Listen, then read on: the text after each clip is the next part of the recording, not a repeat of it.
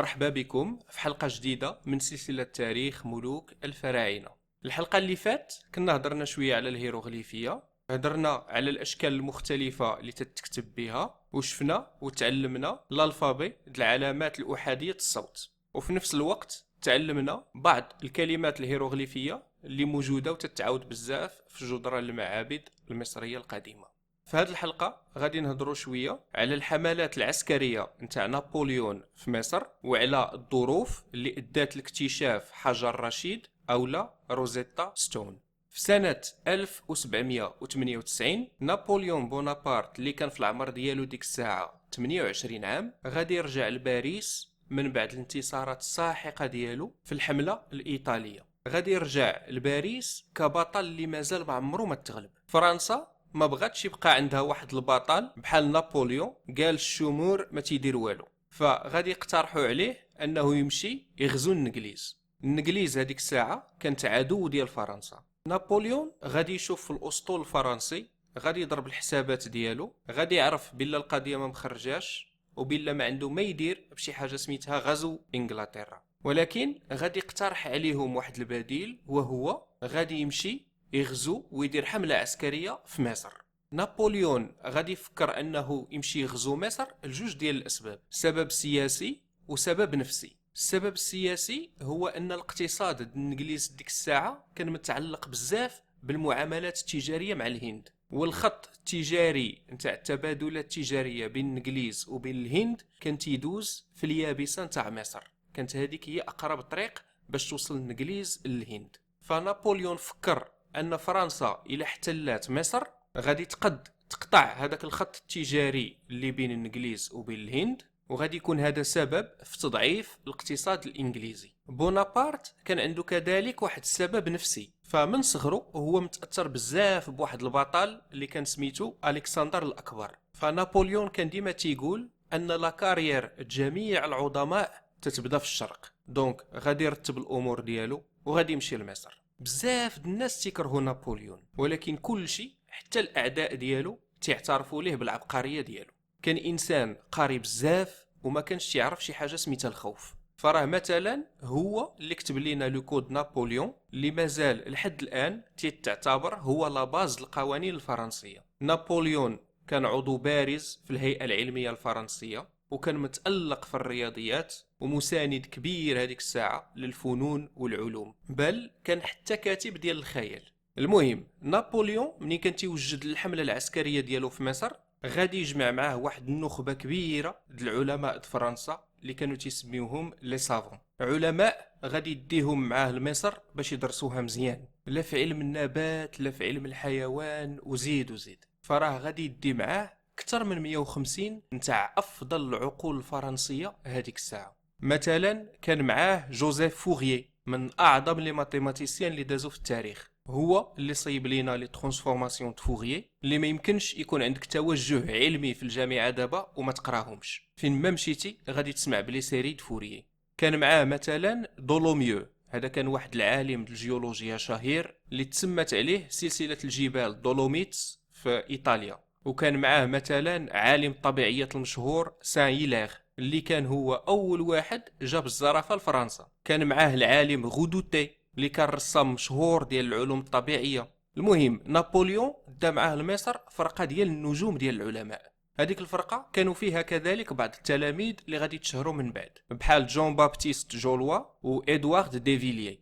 هاد جوج نتاع التلاميذ غادي يدوزوا المعظم د الوقت ديالهم في مصر طالعين هابطين مع النيل وتيرسموا ويسجلوا كاع هذوك لي مونيمون اللي تيبانوا ليهم في الطريق. هاد دوفيليي كانت عنده غير 18 عام، فراه غادي يدي معاه الكتب المدرسيه من فرنسا لمصر، غادي يوجد الامتحانات ديالو تما وغادي ياخذ شهاده المهندسين في مصر. نابليون بونابرت فاش غادي يدخل لمصر هو اللي غادي يدخل ليهم طباعه نتاع الحروف العربيه. فقبل ما يوصل نابليون مصر مازال ما عمرها ما طبعت حتى شي كتاب باللغه العربيه. بونابرت غادي يجيب هذيك الحروف العربيه من الفاتيكان وغادي يدخلهم للمطابع المصريه، ولكن السبب ما كانش باش ينشر العلم ولا المعرفه في مصر، السبب كان هو باش يدير واحد الحمله ديال البروباغندا كبيره بالعربيه تما. حمله بروباغندا اللي حاول فيها انه يقنع المصريين بانه جا تما ماشي باش يحتلها ولكن باش يحررها. من غادي يحررها؟ غادي يحررها من المماليك. هاد المماليك هادو كانوا واحد الطبقه د المحاربين شرسين بزاف، كانوا خطر. دونك اول دوكيومون غادي تطبع في مصر بالعربيه كان تيقول لهم ان نابليون جا لمصر بنيه حسنه باش يحررها من المماليك، ولكن الخطه ما خدماتش بطبيعه الحال، حتى واحد ما تيقو. ودونك هنا غادي تبدا ما تسمى بمعركه الاهرامات. هاد معركه الاهرامات كانت هي اول اختبار للجيش نتاع نابليون في الاراضي المصريه. هاد المعركه غادي تقاتل فيها الجيش د نابليون ضد المماليك. فظاهريا هذيك الوقيته كانت مصر تتسيطر عليها القسطنطينيه، ولكن الامبراطوريه العثمانيه بدات تتضعف وخلات المماليك دايرين ما بغاو ديك الساعه في مصر. هاد المماليك هادو كانوا في الاصل ديالهم دراري صغار اللي شراهم السلطان ديال مصر من واحد المنطقه كانت تتسمى الجبال الشركسيه. شراهم صغار باش يصيب منهم جيش قوي، فغادي يدربهم، غادي يعلمهم، غادي يقريهم ويوكلهم ويلبسهم باش يرد منهم واحد ليليت نتاع العسكر. ولكن هاد المماليك غير غادي يكبروا، غادي يديروا ثوره، غادي يقتلوا السلطان وغادي يسيطروا على مصر. غادي يقتلوا السلطان وغادي يوليو ساكنين في القصوره ديالو، عايشين واحد الحياه نتاع البذخ والثراء. ولكن في نفس الوقت ما نساوش التدريب ديالهم، فكانوا ديما وبقاو ديما محاربين من الطراز الرفيع. هاد المماليك هادو كانوا غالبا فرسان، كل واحد فيهم كان تيمشي للحرب على العود ديالو، هز معاه سيف، حربه وجوج ديال الفراده، وكل فارس منهم كانوا تيتبعوه جوج ديال الخدامه تيجريو موراه على رجليهم. هذيك الساعه الفردي كان تياخذ واحد الوقت كبير باش تروشارجيه. دونك المماليك كانوا فاش تيخويو الفراده ديالهم بجوج تيلوحوا الفردي مور الظهر ديالهم مور الحصان باش يجمعوه هذوك الخدامه اللي تيجريو موراهم ويشارجيوه ليهم. وفي نفس الوقت اللي هذاك الخدام تيكون تيشارجي الفردي، المملوك تيجبد السيف ديالو وتيمشي تيولي فارس محارب بالسيف. وفاش تيعرف ان الفراده راه تروشارجاو عاوتاني تيدير دومي تور بالعود ديالو، تيرجع عاوتاني يجري للخدامه، تيهز جوج فراده وتيكمل عاوتاني الحرب ديالو بالفراده. فقبل ما يوصل نابليون لمصر هاد المماليك هادو ما عمرهم خسروا شي معركه. ولكن الجيش نتاع نابليون ما كانش جيش عادي، كان جيش منظم. وحتى الجيش د نابليون ما عمرو خسر شي معركه قبل هذيك الساعه. دونك شكون اللي غادي يربح هنا؟ المماليك كانوا محاربين شرسين ولكن ما كانوش منظمين، كان كل فارس منهم تتحارب بطريقه فرديه. فنابليون غادي يطلب من الجيش ديالو كله حتى واحد ما يتيري ويبقاو يتسناو، وغادي يبقاو المماليك جايين بالعودان ديالهم تيجريو في اتجاه الجيش د نابليون، حتى غادي يقربوا بزاف لدرجات قربوا يتخالطوا مع الجيش د نابليون. وهنا نابليون غادي يعطي الجيش ديالو الاشاره باطلاق النار وغادي يفرتكوهم مزيان، بق بق بق بق بداو تيطيحوا لك في المماليك واحد واحد بحال سراق الزيت. هاد المعركه هادي ما كملاتش ساعتين والمماليك كلهم غادي يتشرشموا مزيان. فالشجاعه والبطوله ما كافياش بوحدها في مواجهه واحد الجيش منظم عريق بحال الجيش نتاع نابليون. دونك دابا ولا نابليون هو اللي تيكونترولينا مصر، ولكن حتى هو ما غاديش يطول فيها. فغادي تبدا واحد المعركه جديده اللي سميتها معركه نهر النيل، واحد المعركه اللي غادي تهرس الحمله المصريه د نابليون. كان واحد اللواء بحري فرنسي اللي كان الاسم ديالو فرانسوا بول برويي. هاد اللواء هذا غادي يستف السفن البحريه الفرنسيه على الطول نتاع واحد الخليج كان سميتو خليج ابو قير، غادي يستفهم وحده وقراب للشاطئ بواحد الطريقه اللي كان تيسحاب ليه حتى شي حاجه ما تدخل بين الشاطئ وبين السفن ديالو. وقال فراسو دونك دابا بما اننا حنا قراب للشاطئ وحتى شي اسطول بحري ما يقد يجي من مورانا، غادي يوجه المدافع نتاع الباطويات ديالو كلهم اتجاه البحر كلهم. قال صافي باش حتى الا بان شي اسطول بحري انجليزي ما غادي نضيع حتى شي مدفع من المدافع د الباطويات ديالي في الاتجاه المعاكس، كلهم عاطين للبحر، غيبان الاسطول الانجليزي غادي ياكل سلخه. ولكن في 1 غشت 1798 العميد البحري الانجليزي كان سميتو هوريشيو نيلسون غادي يلقى هذاك الاسطول البحري الفرنسي اللي مخبع في خليج ابو قير وما غاديش يوقف يفكر، غادي يمشي ديريكت يدخل في حرب معاهم. وهاد نيلسون هذا غادي يدير واحد الحاجه اللي الفرنسيين ما كانوش دايرينها في الحساب، ما كانوش متوقعينها. غادي يدخل بالزربه بالاسطول البحري ديالو ما بين الشاطئ د ابو قير وما بين السفن البحريه الفرنسيه، غادي يجيها من اللور. وبما ان الاسطول الفرنسي المدافع ديالو كلها موجهه للبحر غادي يجي موراهم وغادي يبقى يقصي فيهم وحده مورا وحده بحال الشكلاط، سفينه مور سفينه تطيح. الباطو اللي كان في الرياده نتاع الاسطول الفرنسي كان واحد الباطو كبير سميتو لوريون. هاد الباطو كانوا مخزنين فيه البارود نتاع الجيش الفرنسي كله، غادي تيري فيه المدافع الانجليزيه وغادي تفرقع بواحد الصوت اللي ما عمر شي حاجه صنعها الانسان تفرقعات بشي صوت كبر منه. لوريون غادي تفرقع بواحد الصوت اللي غادي يصمك الاذان تاع الجيوش بجوج، واحد الصوت اللي غادي يخلي الجيوش كلها مذهوله ما عارفاش اش طاري، والمعركه غادي توقف ل10 ديال الدقائق، بوز 10 ديال الدقائق وبنادم عينيه محلوله ما عارفش اش كاين. المهم النتيجه كانت واحد الهزيمه ساحقه للاسطول الفرنسي، وبواحد السهوله اللي يحشم بنادم يعاودها. وبالغرق نتاع الاسطول الحربي الفرنسي دابا الجيش الفرنسي في مصر غادي يعرف بلا ما غاديش تعاود توصلوا حتى شي امدادات من فرنسا. فباش فرنسا تصيفط باطويات اللي هز الامدادات كان ضروري تمشي معها اسطول عسكري حربي باش تيحميها. ما يمكنش تصيفط باطو كبير عامر بالمؤونه والماكله وتخليه بوحدو غادي غير هكاك، فراه غادي تعرضوا له الانجليز ولا القراصنه في الطريق ويخليو باباه. وبغرق الاسطول الحربي الفرنسي عرفوا ان الامدادات ما غاديش تعاود توصل. نيلسون اللي قاد الاسطول الانجليزي في هذه المعركه هذه غادي يعرف بلا راه بتدمير الاسطول الفرنسي راه هرس الحمله العسكريه في فرنسا، غادي يضرب حساباته وغادي يلقى بلا هو ما محتاجش كاع باش يدخل مع الفرنسيين في الحرب فوق اليابسه، دمر الاسطول الفرنسي وغادي يكمل طريقه وغادي يرجع بحالاته. نابليون فاش غادي يسمع بلا الاسطول البحري ديالو كله غرق في مصر ما غاديش يعترف بالهزيمه وغادي يخبعها، غادي يدير بحال ما طرا والو وغادي يكمل الحمله ديالو في مصر. غادي يبلي لينا واحد لانستيتو ديجيبت، واحد لانستيتو اللي كان الهدف الرئيسي ديالها هو الدراسه د مصر. وفي هاد لانستيتو ديجيبت غادي تكون البدايه نتاع علم المصريات. فالعلماء اللي جابهم نابليون معاه لي زارشيتيكت لي زانجينيور علماء الاحياء علماء مختلف الانواع غادي يكملوا الخدمه ديالهم، غادي يجمعوا بزاف د الاثار المصريه، غادي يرسموا لينا يديروا فوتوكوبي بزاف د المعابد اللي لقاوها في الطريق ديالهم، غادي يديروا دراسه على النباتات والاحياء اللي كاينه في مصر وزيد. هذا الفريق العلمي دابا ولا عايش في ديك القصور اللي كانوا عايشين فيها المماليك قبل ما يتغلبوا. فمن الجهه العلميه كان واحد التقدم رهيب وكان كل شيء غادي هو هذاك، ولكن من الجهه العسكريه الجيش الفرنسي ولا تيشوف خساره مور خساره. نابليون غادي يدي الجيش ديالو لواحد البلاصه سميتها عكا اللي جات دابا الموقع ديالها دابا جا في اسرائيل، ولكن في هذيك الوقت ديالهم كانت تتسمى ديك البلاصه صيدا وكانت جزء من الامبراطوريه العثمانيه. فنابليون كان في واحد الحاجه شديده للغزو نتاع الجنود الاتراك. هاد عكا كان فيها واحد القلعه كبيره محصنه واللي كان تيحكمها واحد بنادم سميتو احمد باشا الجزار. هاد باشا الجزار كان اسم على مسمى، كان نيت جزار ما تيرحمش وكان مشهور بالعنف والوحشيه ديالو.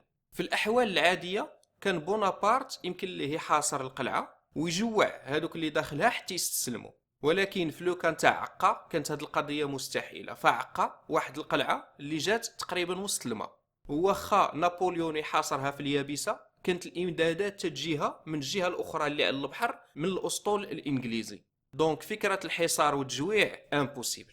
وبونابرت في هذيك اللحظه ما كانوش عنده المدافع باش يهدم الاسوار نتاع القلعه، العمليه ولات تتبان مستحيله، ولكن بونابرت ما غاديش يستسلم، فغادي يامر الجيش ديالو بلا كل شيء غيبدا يهجم وغادي يجيبوا دوك السلالم طوال باش يحاولوا يطلعوا في الجدران. فحمله هجوم ور حمله هجوم ولكن والو، العسكر نتاع نابليون ولا تيطيح بحال سراق الزيت. وهاد القلعه نتاع عقا غتكون هي اول هزيمه نكراء لنابليون على اليابسه. نابليون المشاكل ديالو ما غتساليش هنا، القضيه مازال غادي تزيد تكفس بالبيان. الجيش د نابليون غادي يضربوا الطاعون، فجزء كبير من الجيش مات بالحرب وجزء كبير من الجيش دابا تياكل فيه الطاعون. الاسطول البحري غرق والامدادات مابقاش توصل من فرنسا، ولات تتبان المعادله مستحيله ما عندهاش مخرج. نابليون بناداله غادي يسمح في كل شيء، غادي يسمح في الرجال وفي العسكر ديالو، غادي يشد واحد الباطو بخبعه وغادي يرجع بحالو لفرنسا.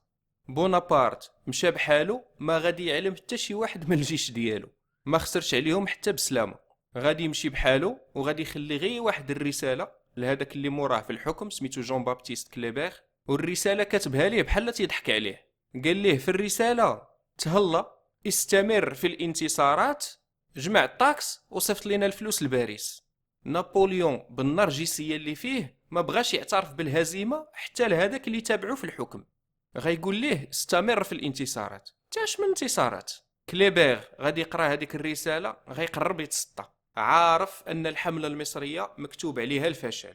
كليبير فيه به غادي يحاول يبدا مفاوضات مع الانجليز باش يدير معاهم شي اتفاقيه نتاع واحد الخروج سلمي للجيش الفرنسي من مصر. ولكن كليبير قبل ما يبدا هذا الشيء، كليبير غادي يتقتل.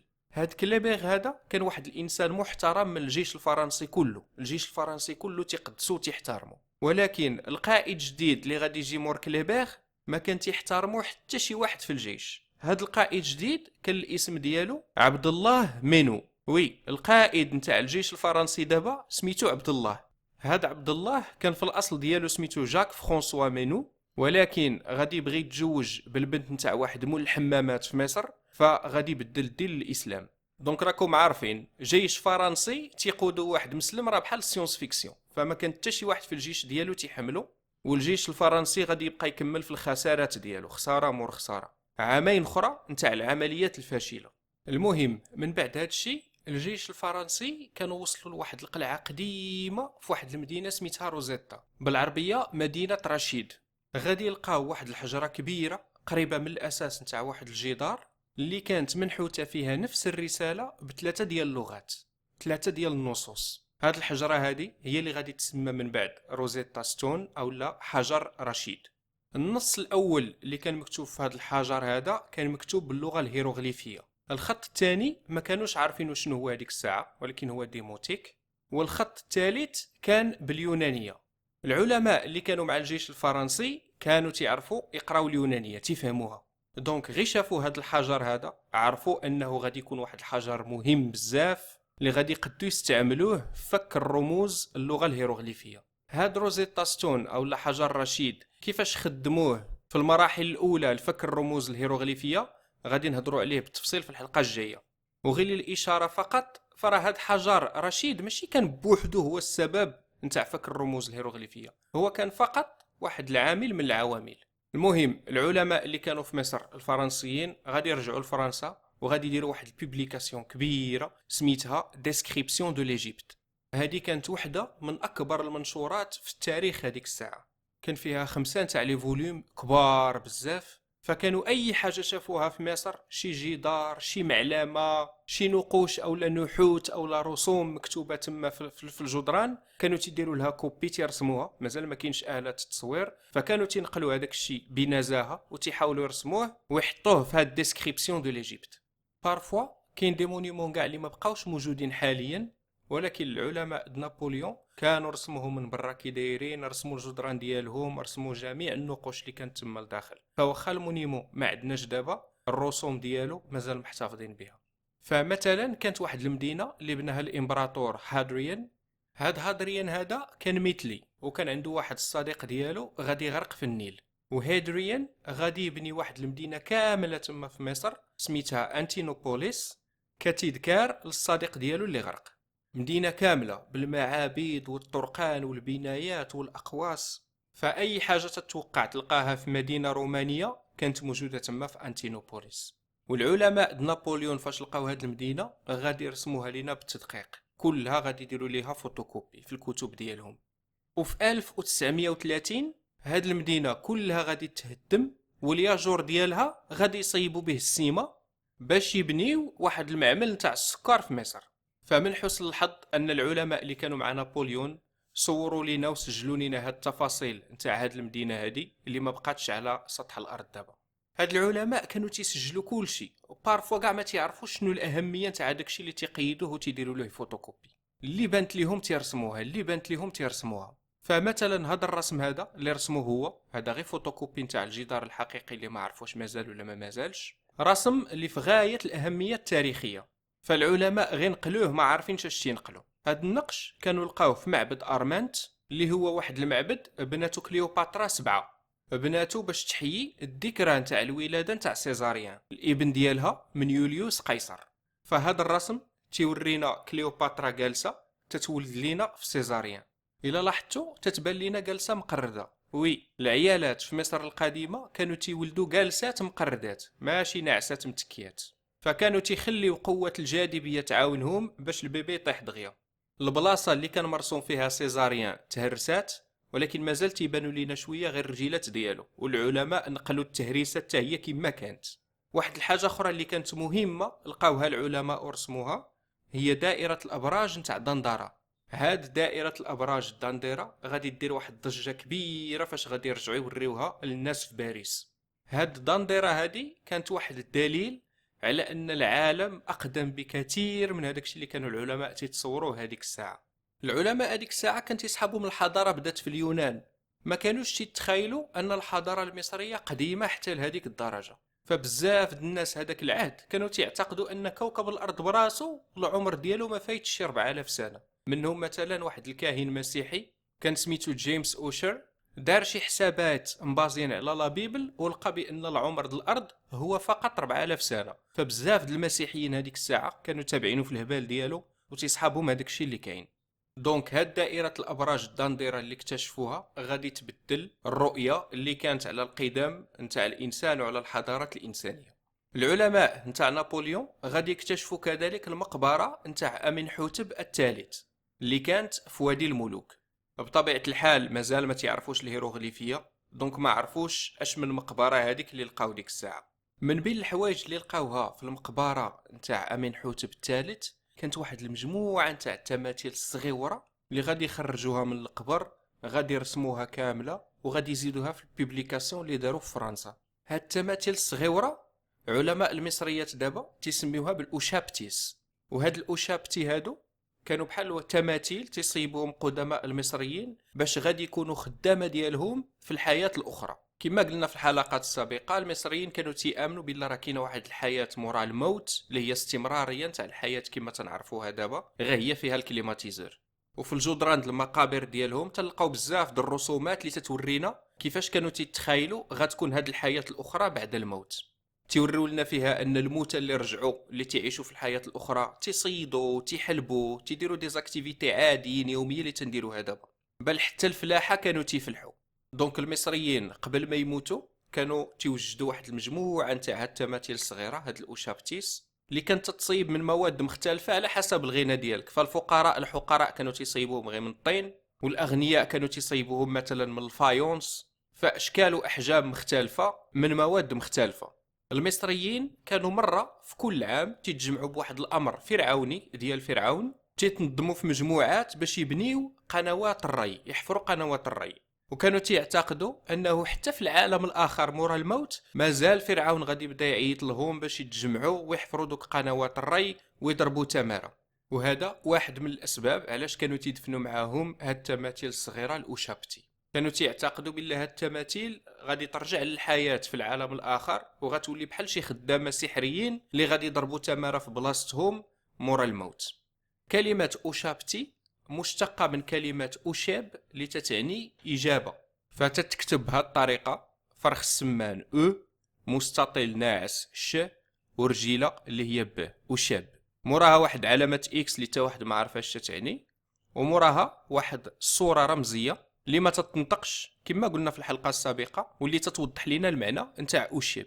هذاك الرمز الصوري فيه واحد الإنسان مقرد وحاط يديه على فمه واللي تيرمز الكلام والهضره. اذا أشاب عندها شي حاجه شي معنى عنده علاقه بالكلام اللي هو اجابه.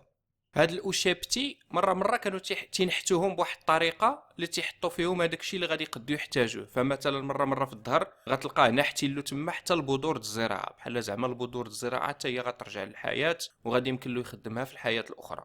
وفي الجسد ديالو تيكونوا مدورين بواحد النقوش اللي هي واحد الكتابه سحريه، تعويذه سحريه اللي غتكون هي اللي غادي تردوا للحياه في العالم الاخر.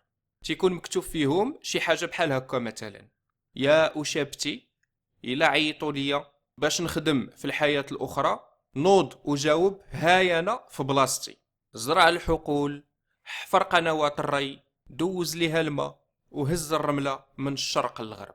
فالمهم العلماء د نابليون اكتشفوا بزاف د الحوايج في الحضاره المصريه وسجلوا وقيدوا كل شيء، وهذاك الشيء اللي قيدوا غادي يكون هو لا باز نتاع علم المصريات.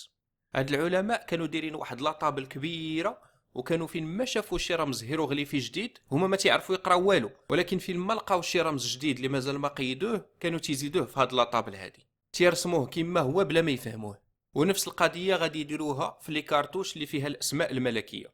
المهم هاد ديسكريبسيون دو ليجيبت اللي فيها 5 تاع لي فوليوم غادي تاخد ليهم اكثر من 22 عام باش يكملوها، وهي اللي غادي تسهل على العلماء اللي غادي يجيو من بعد وغادي يحاولوا يفكوا الرموز نتاع اللغه الهيروغليفيه. ولكن اهم اكتشاف اللي عطى الشراره الاولى لفك الرموز الهيروغليفيه كان وتيبقى ديما هو روزيتا ستون، حجر الرشيد. هذا هو باش بداو، ولكن هذا الشيء غادي نهضروا عليه في الحلقه المقبله. فشكرا على الاستماع، وإلا عجبتكم الحلقه كما العاده كليكيو على صابوني ووزعوه باش تعمل فائده، والى اللقاء.